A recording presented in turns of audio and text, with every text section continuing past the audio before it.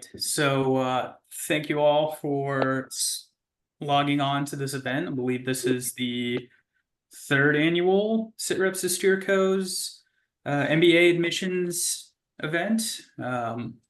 So if you all don't know me, my name is Tim Johnson. I've been kind of working behind the scenes in the page for the past few years. I am a rising second year at Yale SOM, going to be one of the co-presidents for the Veterans Club over there. So if you want to learn more, once we hit the breakout sessions, please feel free to come by and talk to me, ask me all about that. But before we get to that, we have a great lineup of folks tonight who are going to be talking to you all about veterans admissions and a few great opportunities in the space. So we may or may not have Kyle come on, but if he does, we'll kind of push that near the end. But to start with, keep these introductions short and sweet so they can talk more about themselves. We have Park Watson to begin, he is the Associate Director of Admittance at Wharton, and he is a former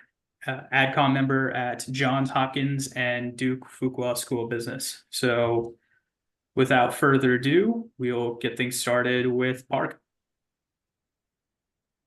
Hi, everybody. It's great to see so many people here. It's amazing to have over 100 folks in the room, and I'm really excited to share some information about the Wharton MBA program and then answer as many of your questions as we can get to, because that's the important part of this process. I prepared some slides. Do I have share access? Let me get that for you real quick. No worries. That always happens at our staff meetings. All right, that should be good for you now. Is that on? Sweet. All right. And so I'll cover quite a bit of information, but really the goal of this presentation is to hopefully give you a little bit of behind the scenes look at the admissions process, remove a little bit of the mystery behind how we make decisions, and then provide some insights on the application. But before we jump into all those details, I first wanted to talk about our style of program here at Wharton, because the type of program is important. Each MBA degree is a little bit different. We have a fairly large program with 874 students in each class. So that's roughly around 1,700 students in the full-time MBA program across the 2 years. And when we're looking at applications, we're attempting to build the most diverse class possible. Some of those facts and figures are on this slide, but when we're looking at applications, we're looking at a variety of aspects, one of which is military experience, which is not captured on this slide, but we take a lot of things into account when we're building those diverse classes. Another major component that I always like to mention before I take a deep dive really cool in Zoom meeting right now process is how our program is structured. About MBA program. If you've been to a couple of information sessions, you may have, or for various different schools, you may have run across some similarities in the types of programs, because they do sound similar at a very high level, but there are unique differences, and they usually fall into one of these buckets of academics, leadership, student life, and careers. And what's most important about this slide at this stage is that we use a similar framework when we're evaluating files and applicants. We're looking for essentially these components in your application to see how you'll perform and be part of the cohort here at the Wharton MBA program. So you can use not only our MBA program structure as a way to explore and see if it fits your style and what you're hoping to accomplish, but you can also use that to understand how to review and evaluate files. How do we do that exactly? There's a lot of process and a lot of logistics in the review of files, but it essentially boils down to 3 main components, which are grounded in our read to admit philosophy. And that philosophy aims to identify reasons to accept candidates versus deny them. And we'll talk about what that means in particular for the individual components in a second. But this framework, in its constructive nature, guarantees that each applicant is going to be assessed in a way that recognizes the best in what you provide on the application.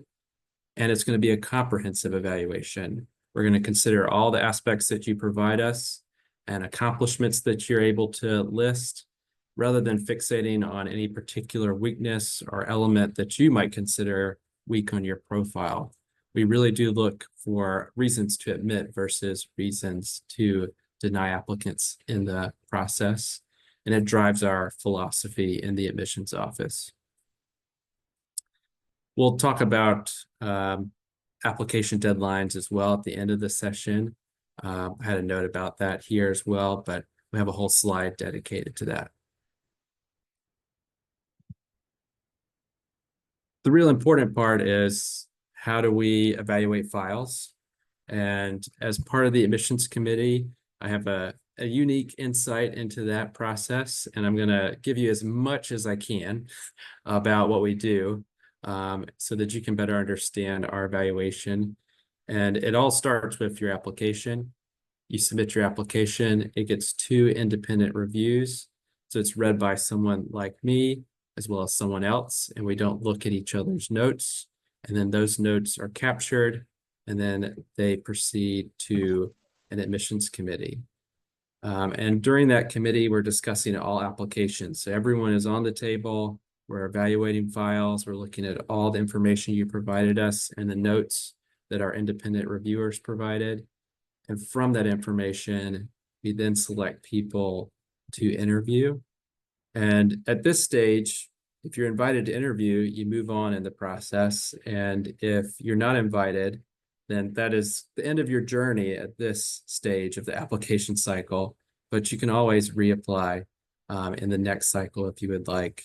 But if you are invited to interview, the interview itself here at Wharton is also a unique component.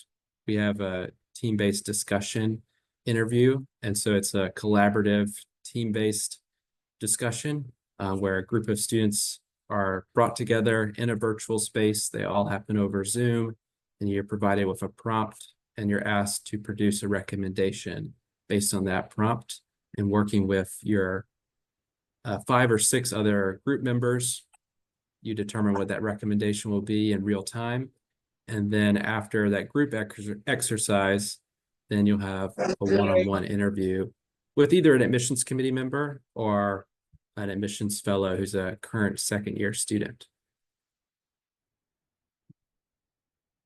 Using that information from both your application and the interview and the team-based discussion, we'll then relook at all your information together, reevaluate it, and then make final decisions. So in the admissions office, we like to say that the interview stage is not a hurdle or something that you need to get a yes or no on in order to be admitted to the program. It is really an additional component that adds to your file. So if you feel like you didn't do as well in a team-based discussion, there's still an equal likelihood that you could be admitted to the program, because we're looking at all aspects of your profile in combination with that interview experience. And then, like I said, that ultimately leads to the decisions that we make. But that's a fairly simplified version of our process and our structure for the office.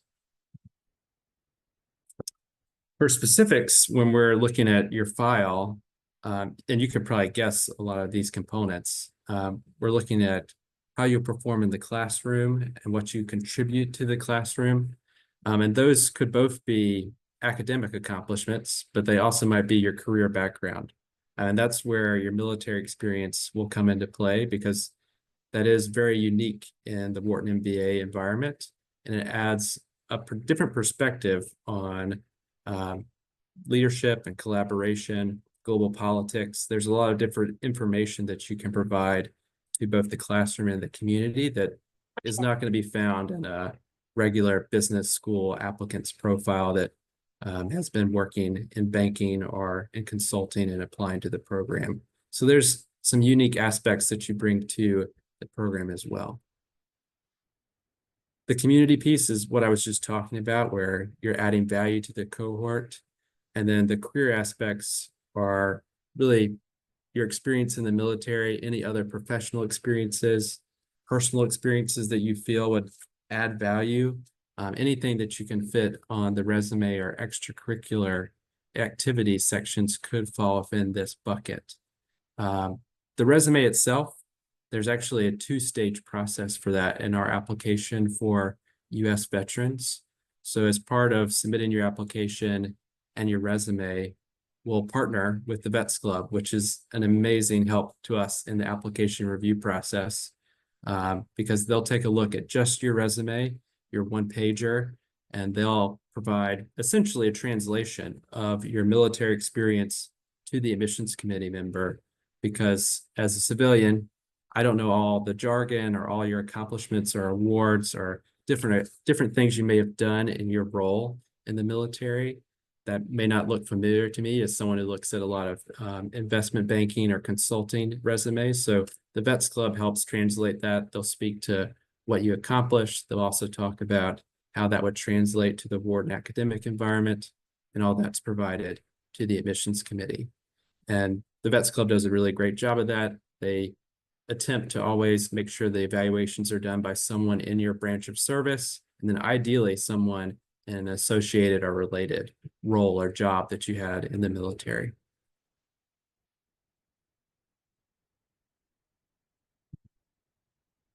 So let's take a look at the application as a whole real quick.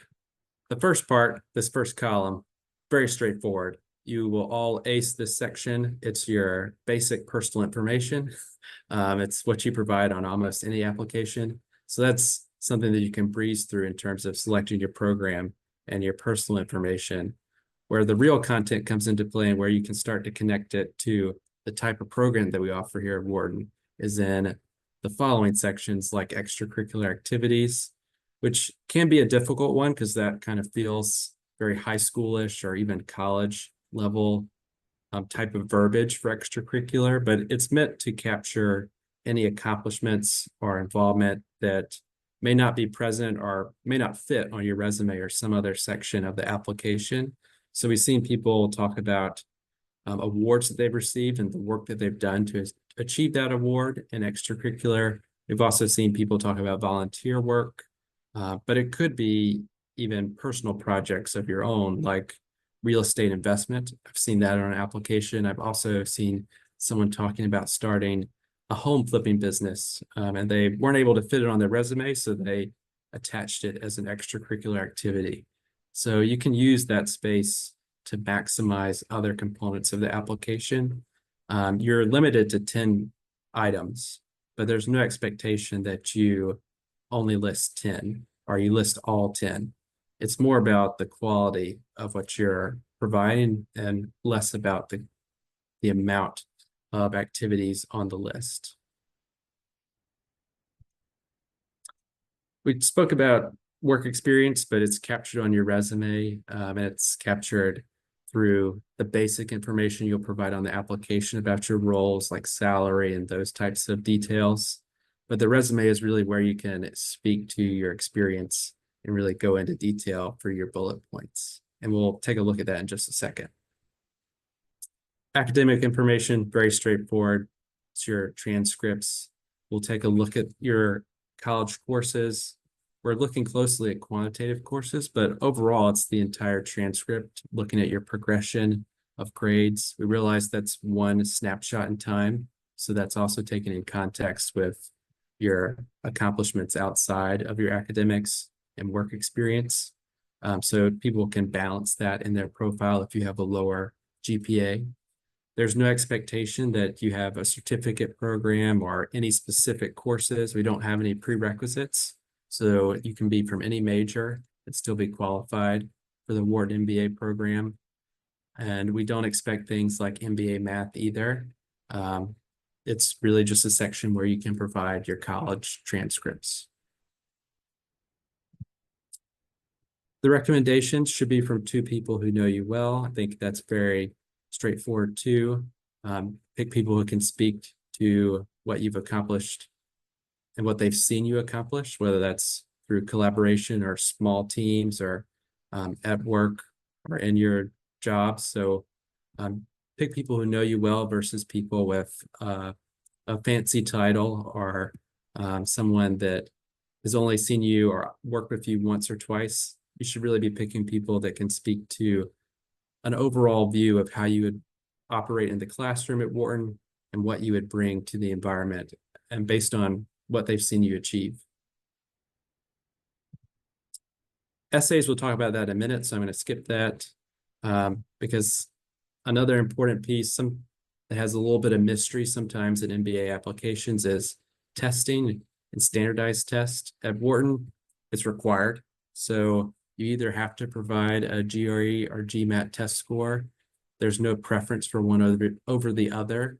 So you can submit either one. If you do take the test multiple times, we'll take the best scores possible from all the tests that you provide, essentially a super score of what you submitted. And if you submit both versions, a GRE or a GMAT, we'll look at both of those as well and determine what is the highest score possible. So to take a closer look at the resume itself, in terms of the format, it can be formatted in a lot of different ways. And if you look up a standard business school style resume, there's a lot of resources online. A lot of schools even provide their preferred formats. We don't have a preferred format at Wharton, but it should fit within a one-page document.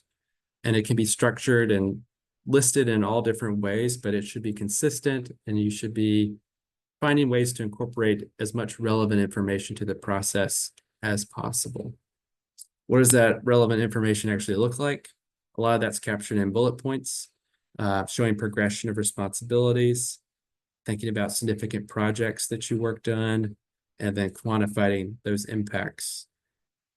A good way that I think about this and frame it is you should be talking about times that you work with people, whether that was on a team or where you were a leader on a team or you had an impact as someone else on that team environment. So thinking about your interactions with people in your different roles, thinking about projects, which can be related to team assignments, things that you've done. And then if you've had any budgetary responsibilities like management of finances or things that might cost a lot, which I've seen quite a few of very expensive things on some military resumes in terms of total amount responsible for. So definitely some finance related topics to be talked about there. But any way you can quantify is also important on the resume itself.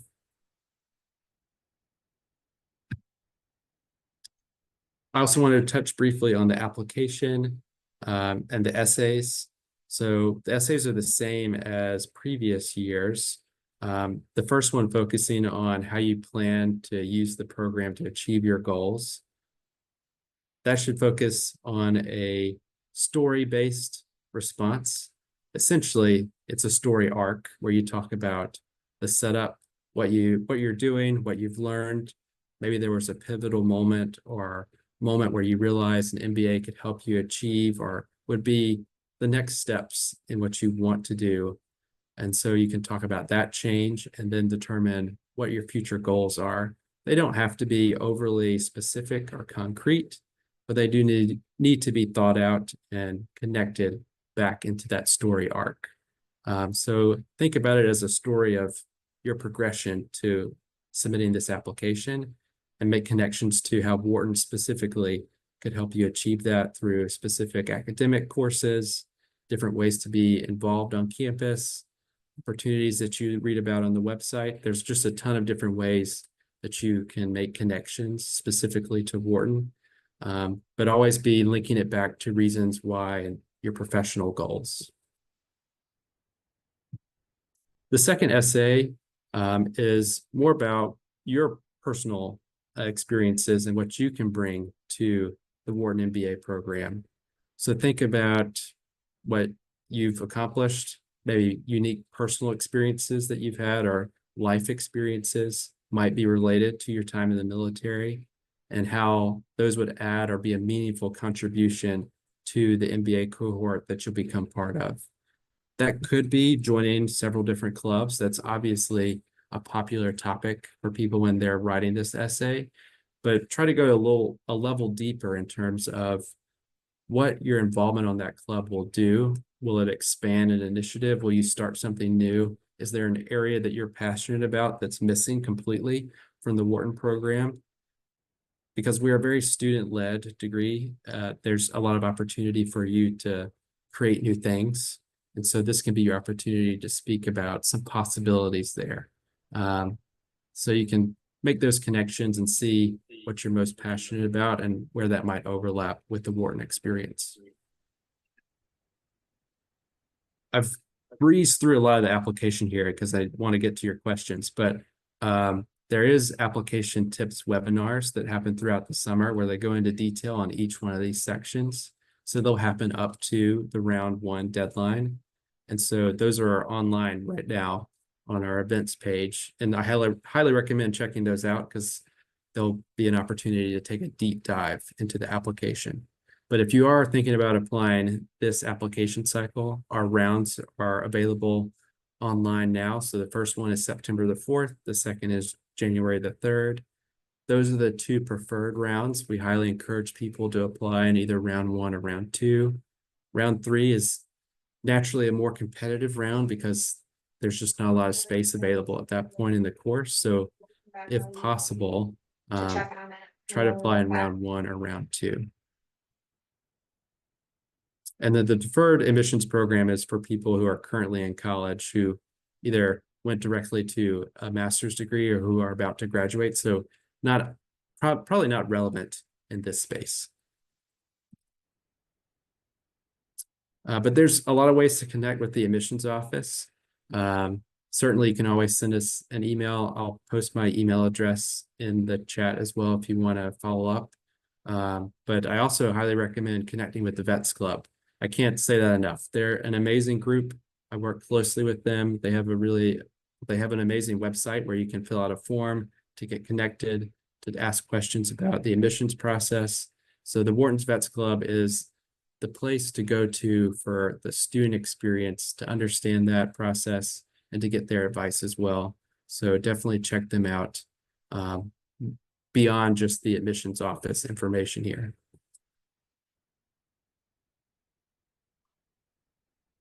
So those are all my slides. Happy to answer questions. Hey, Park, question. Thank you so much for joining us. Good to get to John quickly, but I just wanted to ask, you've obviously been at several different schools, so Wharton's not the only place you've been. How applicable is this advice across schools? If you're going to apply to Wharton and then apply to Booth and then apply to, Vanderbilt Owen, is there a lot of crossover in your experience, or does each school have, a very unique thing that they're looking for?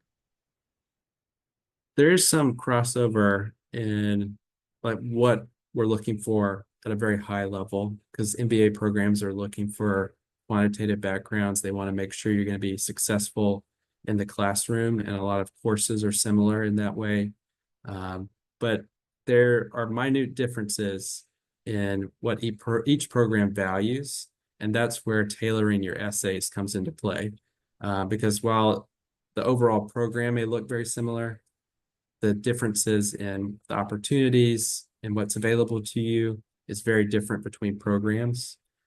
So some information translates, like test score information, like reflecting for your writing your essays translates, but you do need to make it specific for each school. I have a question if we have one more minute. I'm presenting. Park, I'm curious. So I know Wharton uses different recommender questions than a lot of the other schools, and I'm curious, how do you think about those recommendations needing to be tailored specifically to Wharton, or how important is it, or does it feel like you do get a lot of what might feel like copied and pasted from other schools? How do you guys think about that? Because of the way that it's structured when they fill out the form, there's not many times where I feel like it's copy and paste, because they're forced to write a more unique response. That's an important thing to note when you do ask your recommenders for a Wharton recommendation. Give them some advance notice that the style of recommendation is a little bit different. It's not just a form letter. It'll be 2 unique questions that have a limited amount of space for them to respond. Thanks. Yeah. Helpful. Park, thank you so much for taking time out of your day to give your experience and kind of lay out the Wharton MBA admissions process. Now we're moving on, and perfect setup for John to ask the question since he will be our next guest. So this is John Kelleker. He is the founder of Leland, and as somebody who has used Leland services, I can personally vouch that it's a great opportunity and a great asset in a vet's toolkit if you don't feel like spending thousands upon thousands of dollars on MBA consultants and missions, and or if you want a specific part of your application looked at. So with that kind of setup, John, take it away. Thanks. Yeah. Thank you for the intro, and Park, it's great to learn from you. Thanks for that. So let me share my screen. I have some slides as well. So yeah, gonna run through just some of maybe some overlap with what Park talked about, but also a few additional things.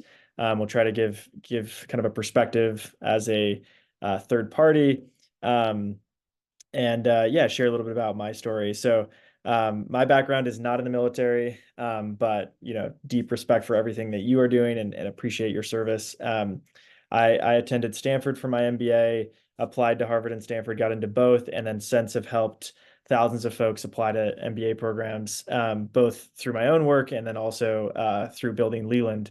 As was kind of mentioned, our goal is to build a more accessible form of help, because we know how important these processes are, and there's lots of questions that come up about how to tailor your essays to different schools and how to think about what matters. And there's a lot of like high level information, some of what Park and I will share today, but there's a lot of like, well, what does that mean for me specifically? So our goal and really what Leland is, and I'll talk about it a little bit later, is a platform that connects you with experts who can help you navigate these processes. And we have folks that used to work at Wharton, Harvard, Stanford, all the top schools. Those folks are a little bit more expensive and in demand. We also have folks that are alums or students or kind of folks that are like myself that love doing this, are trained and vetted, but are a little bit more affordable. And so our goal is to just try to meet you guys where you're at and be a resource. We also have tons of free events and other things, and I'll drop a couple of those resources in the chat. My goal is to get texts and send you congratulatory packages when you get into your dream school. This is now, I think, our fourth or fifth sit reps event. We love helping folks in the military. We have a bunch of folks that are coaches that used to be in the military that now specialize in helping folks just like you navigate this process. Because of course, there's some unique considerations that you guys are thinking through and trying to think through with your families and everything. So, hopefully can give you some information and then be there for you as you navigate this process. So, and by the way, you're welcome to drop questions in the chat. I'll try to get to them. If I don't get to talk through them now, I'm happy to just answer them in the chat itself. Just to kind of completely oversimplify the application, and Park mentioned this, there's kind of a few different pieces to the application. You have your academic background, test scores, you have your resume and work experience, you have, what you did in the military, you have essays, expect 1 to 5 for each school. So this is a lot of time goes into the essays. You have recommenders and recommendations. Usually it's 1 or mostly 2 for each school. Lots of schools follow the common letter of recommendation, and I'll drop a template in.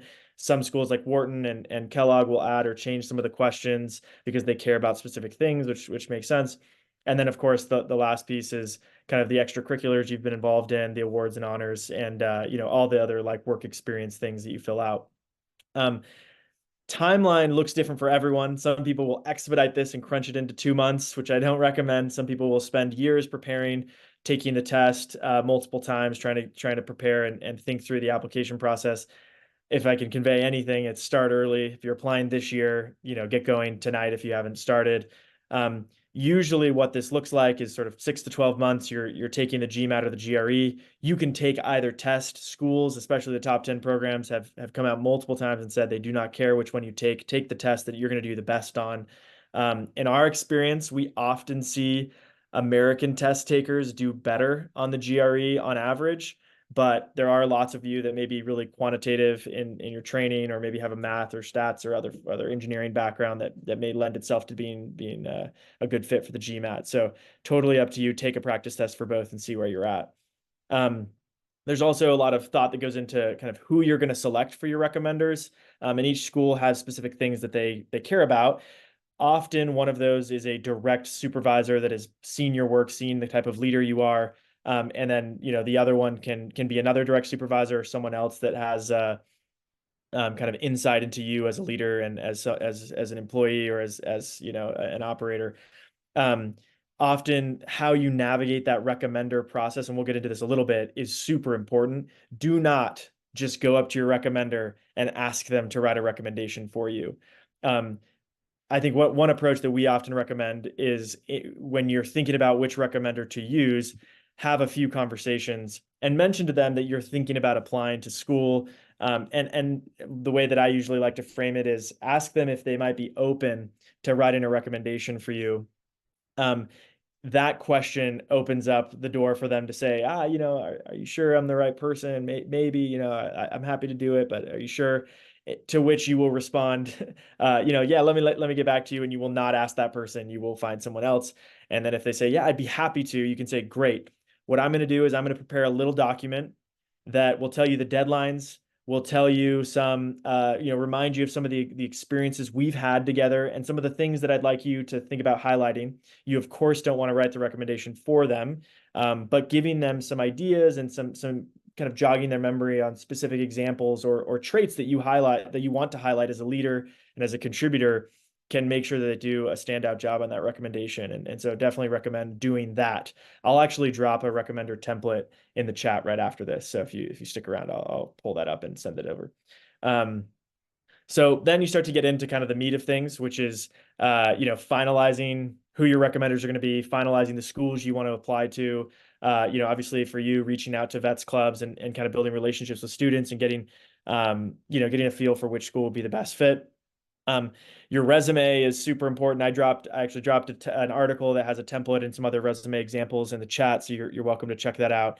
And download the template, use whatever you want. Your resume should be focused on impact. It should be dripping with objective achievement. This isn't the place to add qualifiers or kind of brag about things. It should be, these are all of the amazing things I've done objectively, and help to translate some of your military experience to the admissions committee that may not have, likely does not have a clear understanding of what you've done. So making it clear why your work was impactful, not just your responsibilities, is super important. And then we'll talk a little bit about application strategy and how to just think generally about what business schools are kind of thinking about. I really liked how Park framed it, and I think Wharton and other schools share in a lot of share a lot of the same characteristics they're looking for, but also have specific things, as mentioned, that they care more about. 1 to 2 months out is when you need to be delivering your recommenders their prep docs, because you need to they're probably going to crank it out in one Saturday or Sunday. But you got to give them at least a month to pick that Saturday or Sunday to crank it out, especially for folks that you're asking that may be, more senior in the military, or folks that are really busy, or maybe even deployed. Maybe give them more time if that's the case. That matters a lot. In terms of who to select for your recommenders, we don't have time to go into too much detail, but do not sacrifice the depth of your relationship for how senior the recommender is. It's super important that you don't just try to get the most important person you can find that may have a relationship with, a friend or family member that you maybe met one time but has a fancy name. It's more important for you to get a recommender that knows you well. It would be better for that than to get the president to write your recommendation. They want to know who you are and have them convey real examples of your work and specific feedback that they've given you that can show growth and development. So that's really important. And then give yourself plenty of time to draft these essays. There's often 1 to 2, often 3 or more essays for these schools, and you are not going to get it right the first time. My first drafts of my essays were terrible. They were like a regurgitation of my resume. My mom liked them and no one else did. They were just terrible. So don't ask. Your mom is not the benchmark. Thankfully, my wife, who does not hold back in her feedback for me, told me that they were terrible, and we worked together. And I actually did have a coach that was really helpful in thinking through as sort of like an objective third party and helping me think through, often your experience. And I think this is especially true of military folks, is you think because you're surrounded by so many people that are sharing in your experiences, that your experiences are like a dime a dozen, or maybe just not that special. And it's just like couldn't be further from the truth, especially for you. So having someone that can kind of be that outside perspective and lens and help you realize like, hey, this story here is powerful. Let's pull on this thread a little bit more is super important. So make sure you give yourself time to work through some of those kinks, because your first drafts are gonna be terrible. I often one just quick tip on essays. I often like to start with the clients that I work with. What are some of maybe list like 5 unique experiences that you've had in your life that you think might be worth sharing? And then what are 5 personality traits that you think are unique to you that kind of create who shows up on campus that you think would be nice to kind of manifest in certain parts of your application? And you can kind of figure out, are there any through lines? Are there any themes? Is it a quote? Is it a person? Is it something else that kind of pulls these things together to show your progress? And each school asks for different things, right? Wharton cares a lot about your contribution to their classroom and their community and how that will, impact your career. Stanford's asking you what matters most to you and why.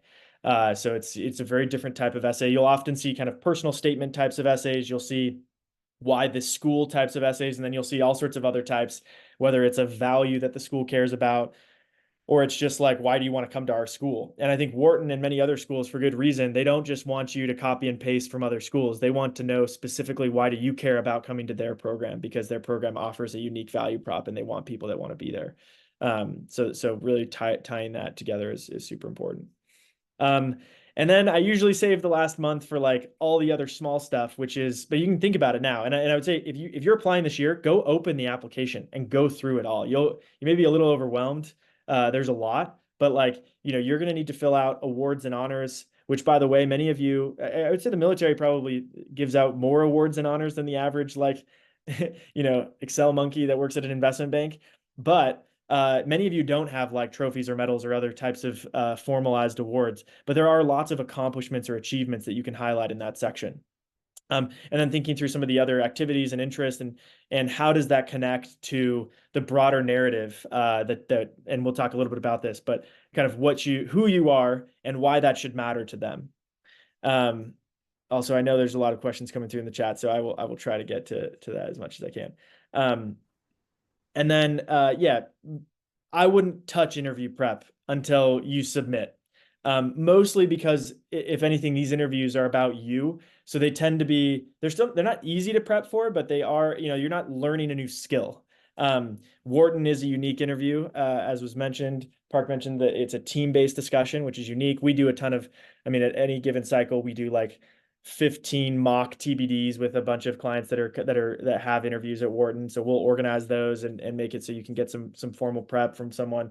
But then, like the Harvard essay is a 30-minute chunk where they just grill you on your entire application. They've read everything. Stanford's a bit more casual. It's with an alumni. So there's different things that you can prep for once you get the interview, but I wouldn't worry about that. And then there are like side letters or vets clubs or other things that students or alums or other folks that are connected to the ecosystem can send in on your behalf. And I think it's just worth mentioning that. So doing that type of networking can be important.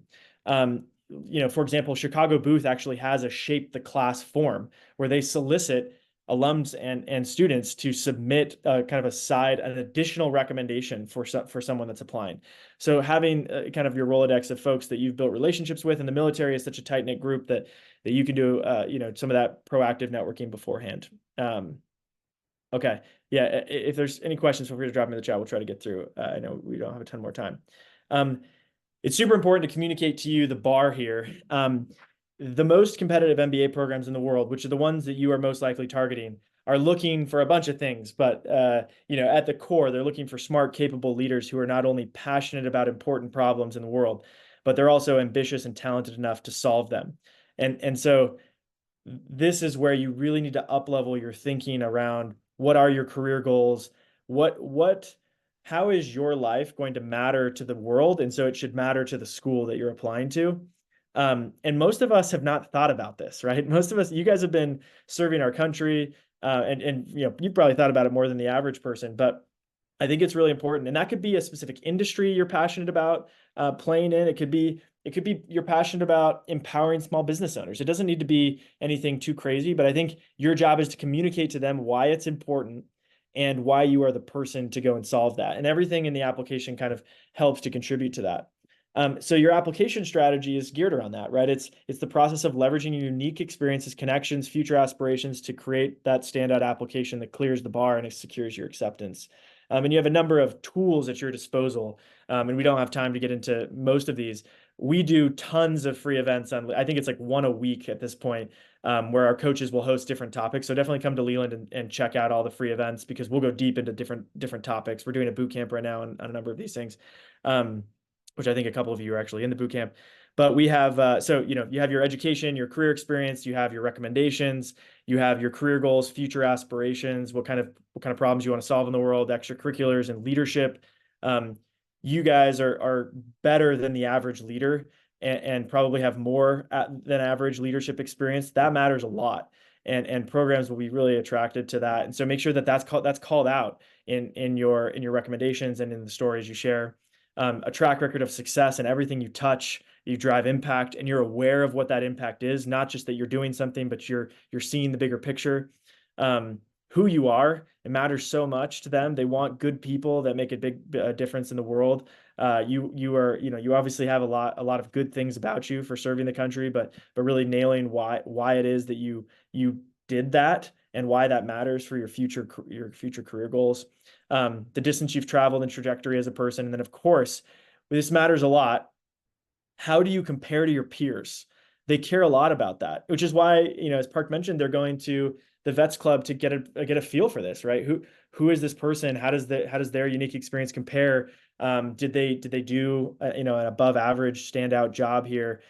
So I think this is where, like, in your resume, you can highlight, like, selected as one of 3 folks in this particular role out of a pool of 5,000, or so, you know, you can kind of help them understand that you were selected above and beyond the kind of the normal track, and that's really important to these schools. So just to kind of give you a quick overview of Leland, we, you know, as I've mentioned, we do a ton of one-on-one coaching. We're, you know, we see ourselves as just the technology platform that empowers 1,000 coaches to run their businesses, but we host a ton of free community events. We do boot camps, live courses, and have a content library actually that's really affordable, where you can go and watch videos and read a bunch of former essays just to give you a feel for what's out there. And of course, you're going to need to craft your own unique story, but you can read like 100 sample essays of folks that have gotten into these top schools. You know, we've helped thousands and thousands of folks, many of whom who are members of the military. Definitely take advantage of all the free resources available to you as a member of the military. But you know, there are lots of ways where free kind of falls short, and so where that does fall short, definitely let us help you and make sure you don't take a chance on something that's so important. And you know, we can help you with GRE, GMAT tutoring if you need that, and then application strategy, essays, resume, recommender selection. I'll drop that recommender prep doc in the chat so you have that, and then interview prep. So that's Leland. That's a little bit about the application process. I hope this was helpful. I don't know if we have any time, but I'm happy to go through some of the questions in the chat and yeah, see what's here. If there's anyone that has a specific question, I'm happy to answer if you want to come off mute. Hey John, I think We had time. we're looking at about 8:44. I'm not sure how much time Nafiz will need, but just to let everybody know, John will also have a breakout room during the session. So if you have any just general MBA admission advice, and also like he said, he'll be in the chat answering questions. I've also been taking some of the time to answer general MBA admissions questions based on my experience and reviewing resumes with our Vets Club. So feel free to keep asking questions away in there. We'll do our best to answer what we can. But thank you so much, John. Perfect. Sounds great. Thanks for having me. And so as we were kind of saying, our next guest speaker before we head off to our breakout rooms is going to be Nafiz Amin, who is with Smart with the Heart. I did not have the opportunity to work with Nafees, but I have a very close friend who did, and said it was a fantastic opportunity. He's going to be headed to Booth this fall. Just got word he got his VRE approved, so he's also not going to be having to pay a dime for it. So great opportunities at hand, and I can't wait for Nafees to tell you about what he can provide. Hey, thanks, Tim. And thanks, Wyatt and Kyle. And it's really an honor for us to be here. Tim, if you could make me a co-host, I'd appreciate it. I just have a few slides. I think Wyatt may have the controls to. Oh, I think John, if you can just end your screen share. There you go. Sorry. All good. Thanks, everybody. I'll be quick. I mean, test prep is the boogeyman in this process, and I'm going to echo a lot of things that Park and John said, but I'm going to try to add the test prep component to it. So I've been doing standardized test prep for starting this month, will be my 17th year. And at our company, we work 6 days a week, and we've had the opportunity to help north of 15,000 students in this tenure. And I personally worked with probably a third of them. So the things I'm about to tell you aren't really anecdotal anymore. I'm getting a large sample size. So I want to try to impart to you just a couple of things. I know we don't have much time. Just a couple of things that I would impart to my best friends, to my family. And I have, by the way. We started Sherpa Prep about 2 decades ago, and it's been mission driven. We do GMAT and GRE prep for a time that we did SATs as well, before the parents really hit another level. But we've always been mission driven because we believe the system is broken, frankly. And despite our best efforts, we didn't think we were hitting enough people or helping enough people. So we created Smart with the Heart a couple of years ago to scale the opportunity. And it's a nonprofit, which is incredibly unusual in the space. In fact, we were probably the only one to do it at this level for the GMAT and the GRE.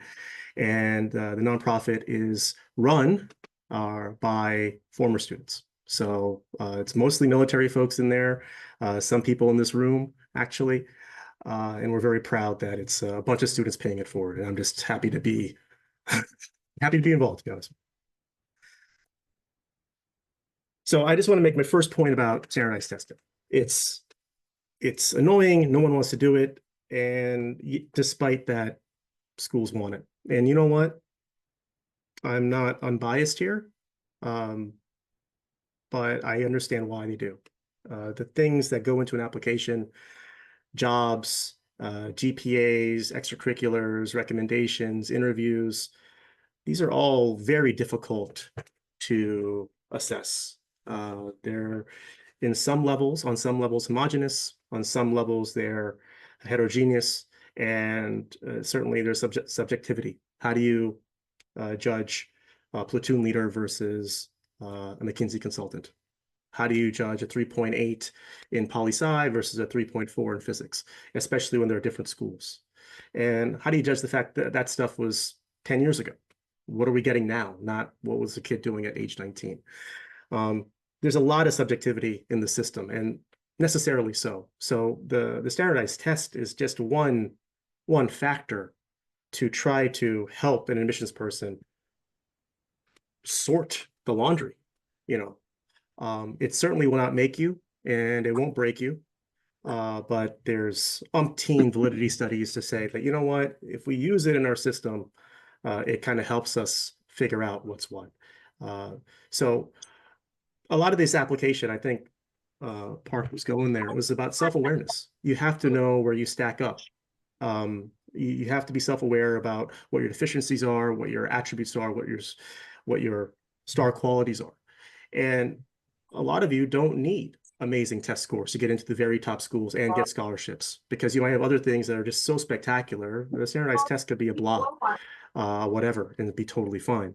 But others might need the standardized test as an opportunity to differentiate. It's like, you know what? I want to become a banker. I want to go into finance. I don't really have good grades in anything quantitative, or I didn't even take quant. I don't have a quant job. And this school has quite a bit of rigor in it, and they might be concerned about my ability to tread water. So certainly standardized testing can be used as a proxy for readiness. It's also used as a selectivity indicator. The schools that you want to apply to don't let everyone in, and that's also why you want to apply there, right? There's a flywheel effect there. But mostly, I think that what's really, really understandable and defensible, in my view, 100%, is that in the absence of a standardized test, then everything is subjective. The entirety of the application is subjective. And that's where we might get problematic outcomes than we have in the past. Not to bore you with anything, but let me show you something here.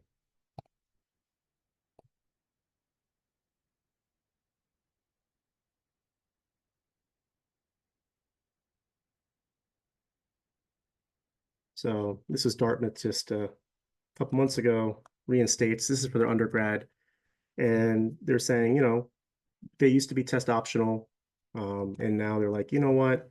Phasing out standardized testing is this one less metric we have to figure stuff out. And it actually advantages wealthy students if we're just focusing on extracurriculars. You know, folks who have the opportunity to play lacrosse or not have a job to support the family. So there's less testing, less objectivity is actually been found to be problematic. And there's God knows how many studies, validity studies to show that here. That's the first point I want to make. The second point is about readiness. You might be wondering, why the heck am I studying algebra? What am I going to do with that? Why am I studying these graphs? Why does it matter? And the truth is, here's some GRE questions. Okay. A pen costs 25 cents, a marker costs 35 cents. At those prices, was a total cost of 18 pens, 100 markers. I mean, pretty basic stuff. Shouldn't take anyone that much time to get it right. And the reason why this kind of stuff's on the test, or small cars, large cars, average sale price per car, the reason why is because when you start school, and because I knew Wharton is represented here, I pulled up a Wharton pre-MBA exam. This is before you get to school. This is over the summer. Introductory Math for Business. This doesn't even count for grades. This is just like going to school.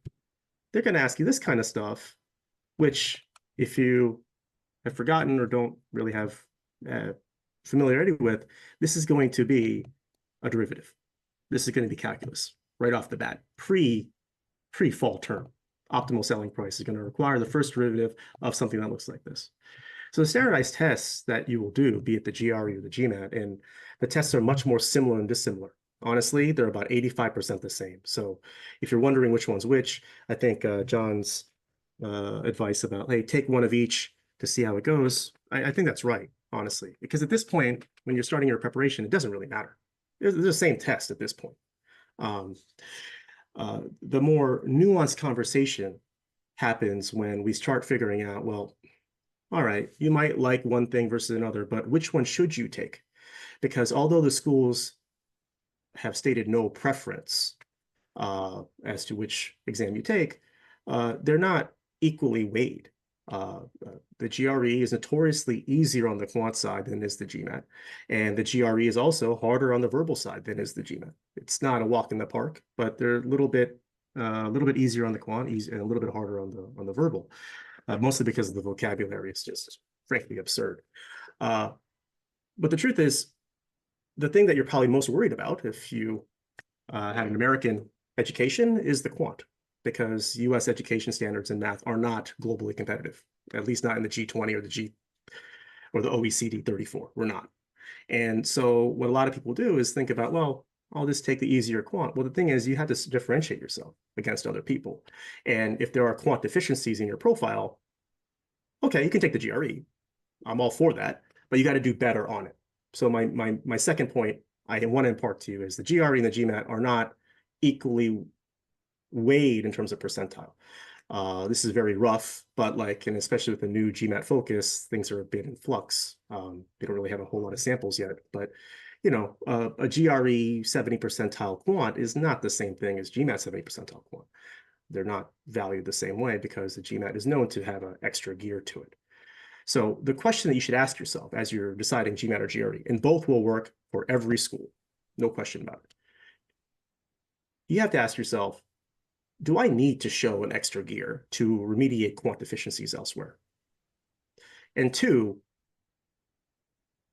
which of these tests, which have slightly different formats, again, they're mostly the same concepts, mostly the same, well, like over 80% the same. But which of these tests do I think I can do slightly better on? So consider like 70 percentile quant GRE as perhaps like 50 percentile quant GMAT. Consider those as equivalent. You know, so it's not apples to apples. That's something I want to make sure I convey.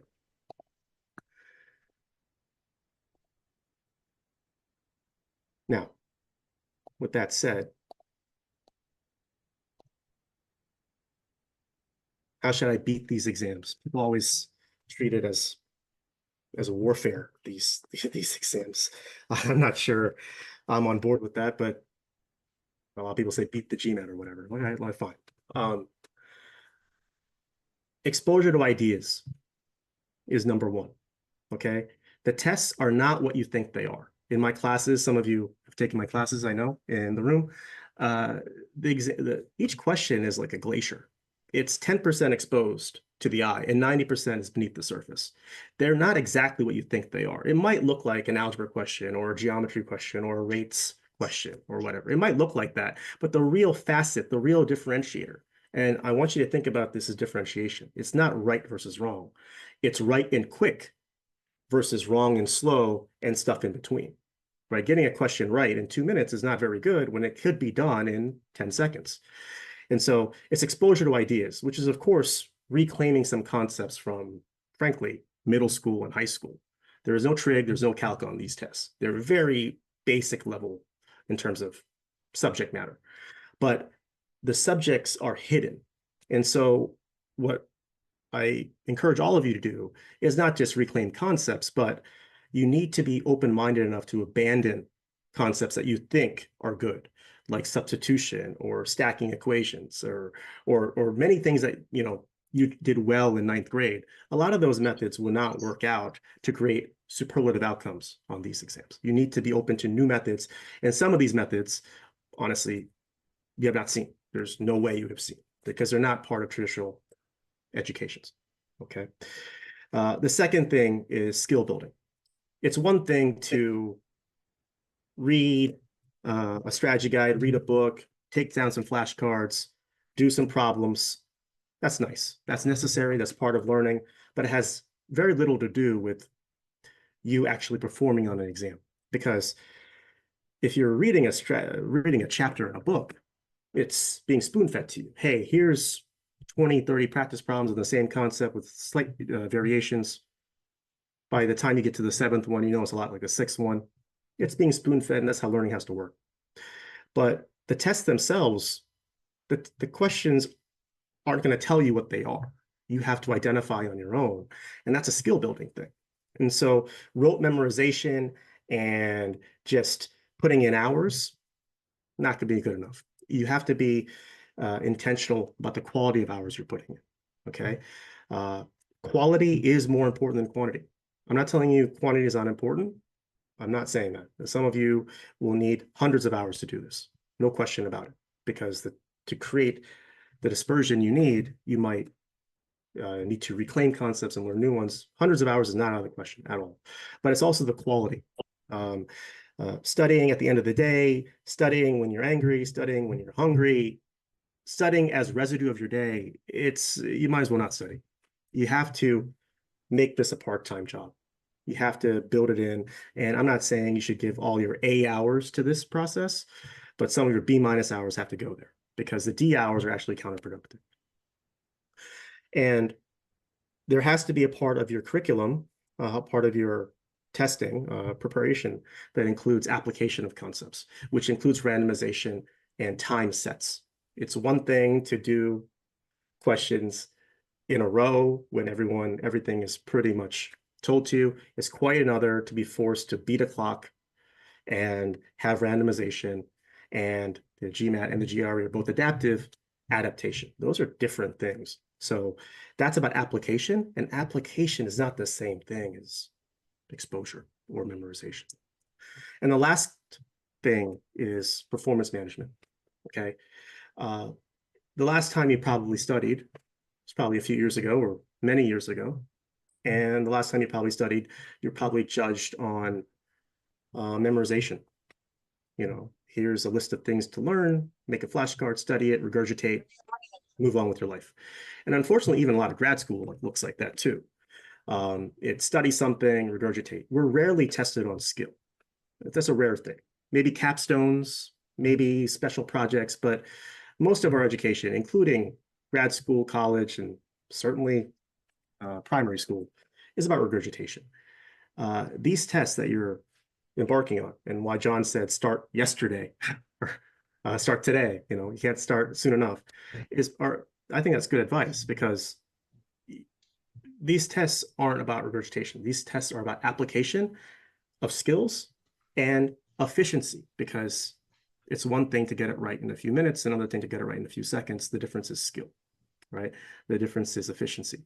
And so we are preparing for performance on a certain day, at a certain time. You pick the day, you pick the time, you pick the location, you're going to perform.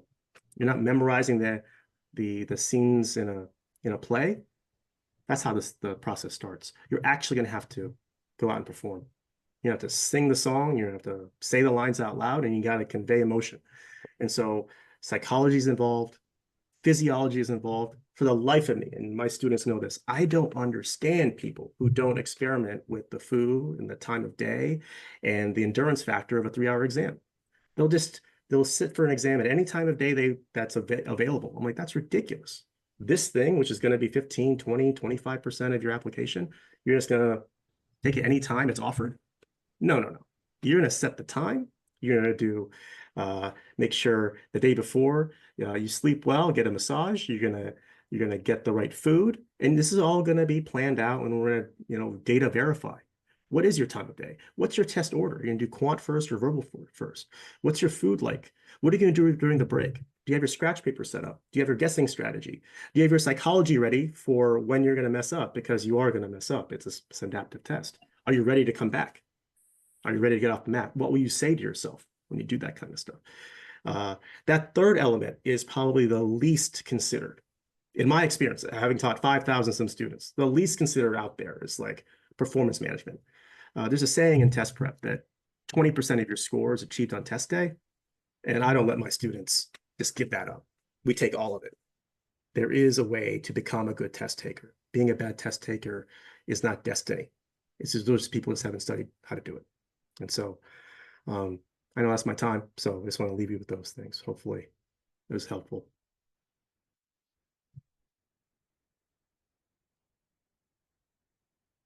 Thank you, Nafiz, for your time. So we're going to give it just a couple more minutes. I think I'll hand it over to Wyatt Frazier, who's been kind of working behind the scenes, as you saw, answering some questions in the chat, and he's going to finish getting everything set up for the breakout rooms where you can get the opportunity to talk to me or any of the other veterans across the top programs listed. So without further ado, Wyatt, all yours.